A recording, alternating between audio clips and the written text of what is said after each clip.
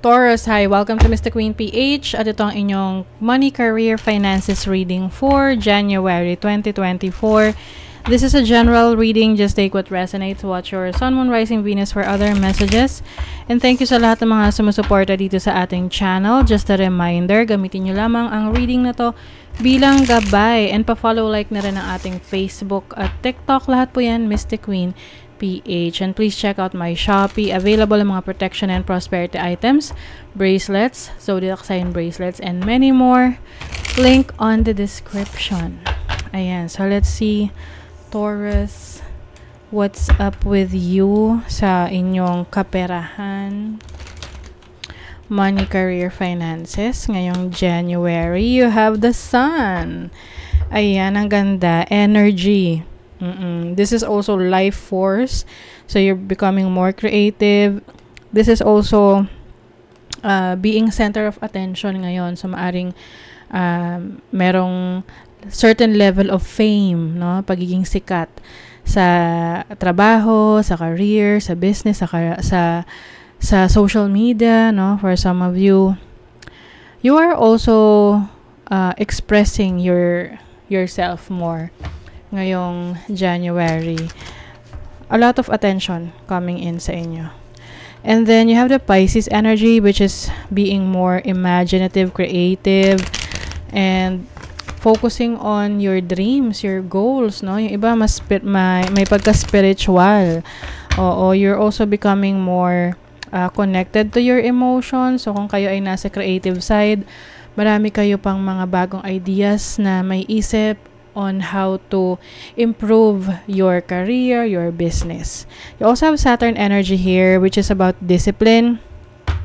So I think meron kang mga bagong aayusin sa sarili mo in terms of yung mga routines na gagawin mo. Mas magiging disiplinado ka ngayon. Mas magiging realistic ka. And you will take responsibility seriously, no?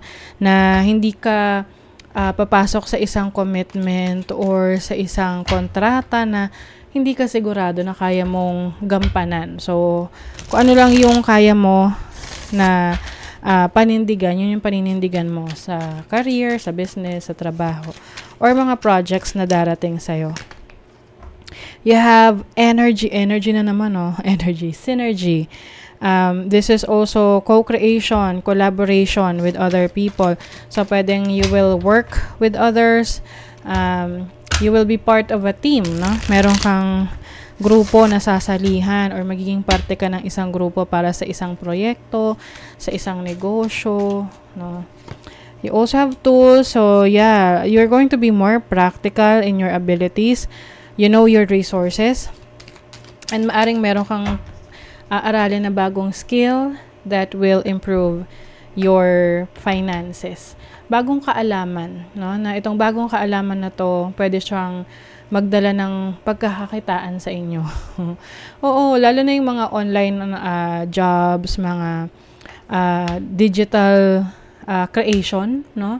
Oo, na magagamit mo yung creativity mo, yung pagiging artistic mo, you can use that and earn money, no? Ayan. So, shooting star, quick action. Meron kang wish na magagrant, no? In terms of your career, your money, your finances ngayong January. And also, some of you are going to be supported by your romantic partner or someone like a soulmate sa buhay mo na who's been very, supportive talaga sa mga ginagawa mo. Alam man tong mga pinupurso mo sa buhay, whether this is work, or this is a business, or a career. And for some of you, pwedeng kung naghahanap kayo ng romantic partner, maaring meron kayong makilala sa trabaho or sa business na susubukan ninyo. Okay? So, this is your overall energy. You are going to leave a situation na alam mong hindi na nakakatulong sa pag-unlad mo. Yes, with the Two of Wands, na finally nakapag-decide ka na. Ito siguro yung matagal mong pinag-iisipan na practical ba na umalis sa sitwasyon na to, sa trabaho, sa career, sa business na to, para i-pursue yung ibang mga bagay. So, ngayong January, decided ka na. Yes, you really know what to do. Some of you, meron ding opportunities abroad. May mga good news na parating pagdating sa trabaho or mga connections mo abroad. So, this is your challenge, 4 of Cups. Yung iba kasi sa inyo, hindi na kayo masaya sa situation ninyo, sa trabaho, sa career, sa business. And you want to experience something new, something exciting, na kung saan mas magagamit mo yung isip mo, no? Siguro mas gusto mo ngayon na mas na-challenge ka ngayon na mas maging creative, mag-isip ng mga bagong ideas. So, your opportunity is the Magician. Yes, you can create things. Marami kang talento, marami ka talagang skills, Taurus, na ikaw lang yung kayang gumawa niyan. This is also self-mastery. You are stepping into your own power. Kung dati medyo mahiyain ka, ngayon lalakasan mo yung loob mo kasi mas confident ka na sa sarili mong kakayanan.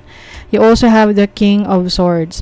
So some of you, related sa mga opportunities ninyo na pwede nyong pag-aralan, paunlarin pa ang inyong sarili sa pamamagitan ng mga bagong kaalaman, bagong knowledge na will improve your finances. Yung halimbawa, mag-aaral ka sa TESDA or even research, no? Or parang sarili mong self-study. Yung iba naman sa YouTube University. Yung iba naman pwedeng kukuha talaga ng online courses. And this will make big changes sa inyong finances. Okay? Lalo na kung magiging strategic ka kung paano mo ito gagamitin. Okay? Yung bago mong skills. And then your blessing is the Queen of Wands. Yes, so this is having more freedom and independence. No? With the Tower here, ikaw mismo ang magbibigay ng pagbabago sa situation mo, sa trabaho, sa career mo. And alam mo na matagal mo na itong dapat ginawa. Pero ngayon ka lang magkakaroon ng lakas ng loob.